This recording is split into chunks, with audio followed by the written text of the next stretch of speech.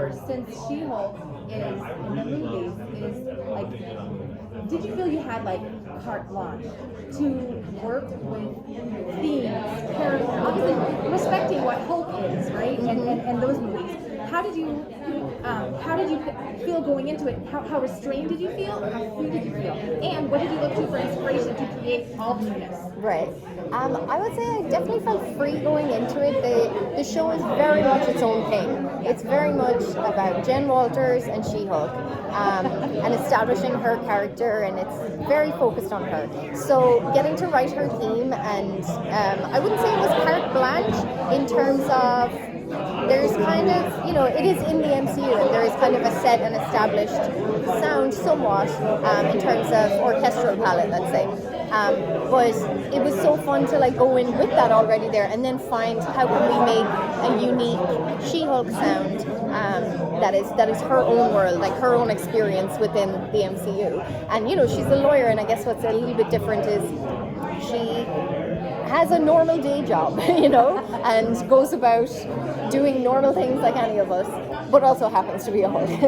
So finding those two, the kind of duality in the score of Jen Walters, the lawyer, and then She-Hulk, and kind of juxtaposing them, but also combining it, so she's one person at the end of the day. It was really fun. I definitely, I wouldn't say it was carte blanche, but they definitely were open to brand new, fresh ideas and creating a unique score, which has been really awesome, and they've been very supportive of it.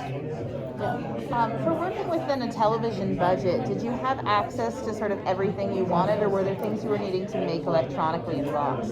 I don't think anyone has access to everything they want on a score, but I would say, we record a huge orchestra for this show, which is amazing. They wanted it, and it does, to come across as 9 short movies, and it really does. When you see it, it's like, it's just as cinematic as the movies, and they don't cut corners, I guess, with the score. It sounds, they want it to sound as big and bombastic as the movies. So yeah, we record a huge orchestra on this. There are also some synth elements, but that's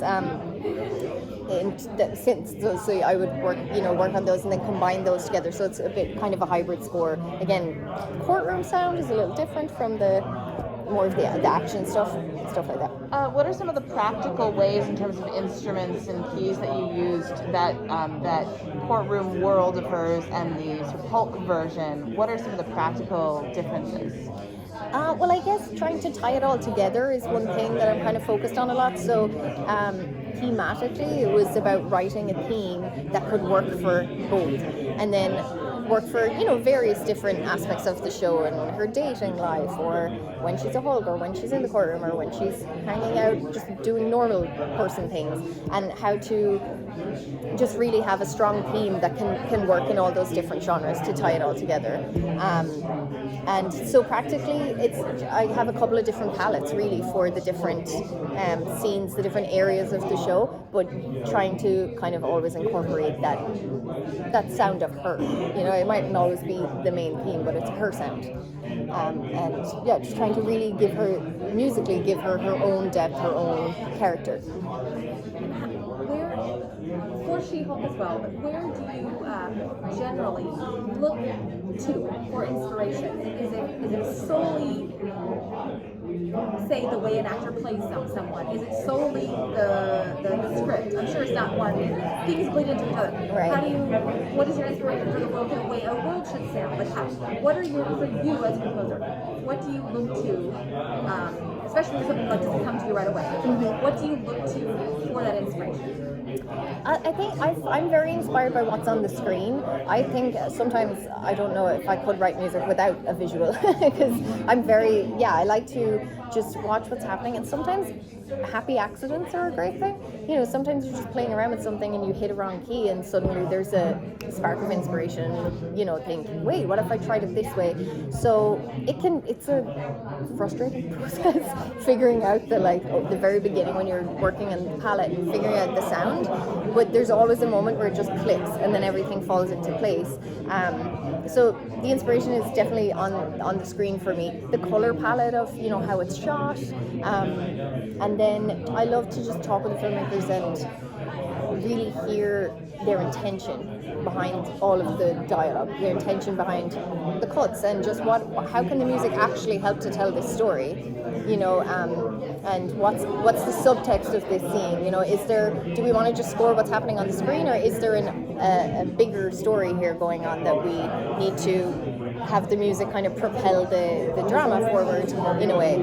So and then musically, in terms of musical inspiration, I just love playing around with, you know, obviously I'm very inspired by a lot of other composers, and working within the MCU, there's so much music out there, but so sometimes I go and listen to it, but sometimes I have to turn off, because it's like I said on the panel, you cannot play a pizzicato note without thinking of the Ant-Man theme. So it's sometimes you just have to like block the Marvel stuff out, because it's so good as well. It like gives you a lot of pressure, and then you're like, I'll never write something this good. This sounds so amazing. So, have you ever had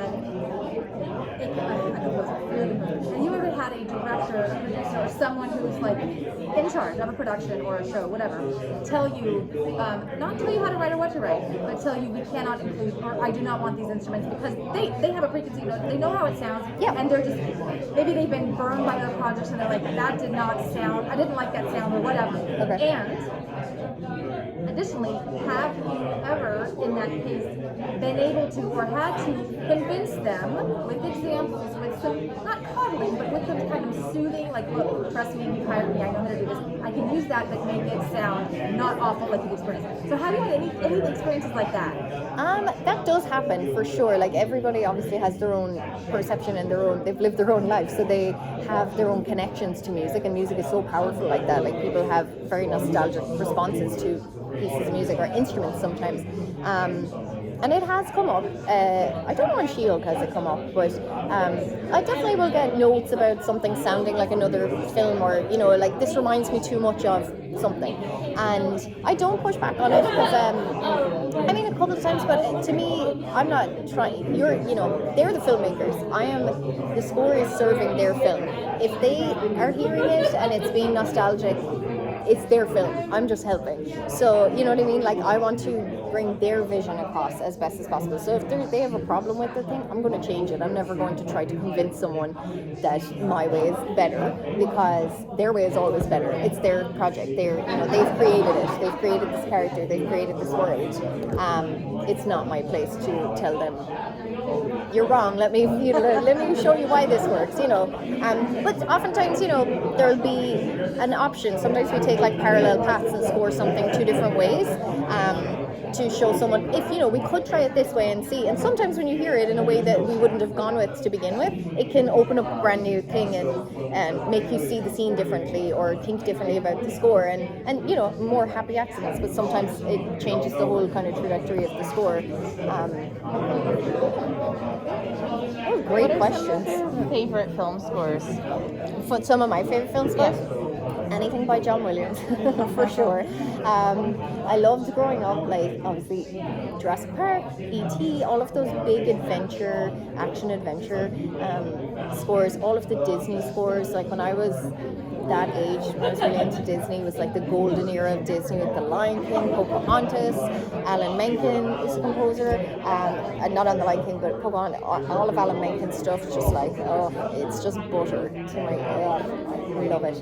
And James Horner, I'm a huge fan of James Horner. So yeah, Legends of the Fall, I remember watching that movie and thinking, wow, how does someone, like, this music came out of someone's head and I'm having such an emotional response to it, and like, wow, this person has literally reached across the world and like touched me, and like, that's an amazing job. How do you do that job, How do you do that job? I don't know. You mentioned Legends of the Fall. It made me immediately think of Last of the Mohicans. Right, yes, another great score. Yeah. And that's what I love so much about film scoring, is the escapism of it, and movies in general, actually, like, just getting away from all the crap going on in the world right now, and just escaping it and going on an adventure. And music contributes so much to that, which is why the MCU is so fun as well, because it's a whole other world, you know, and it's fun that there are like all these Easter eggs and stuff that are going to be that I get to reveal with the music. We'll say. Okay, well we've got the wrap up. All right, thank you so much. much. Sure, great questions, you guys.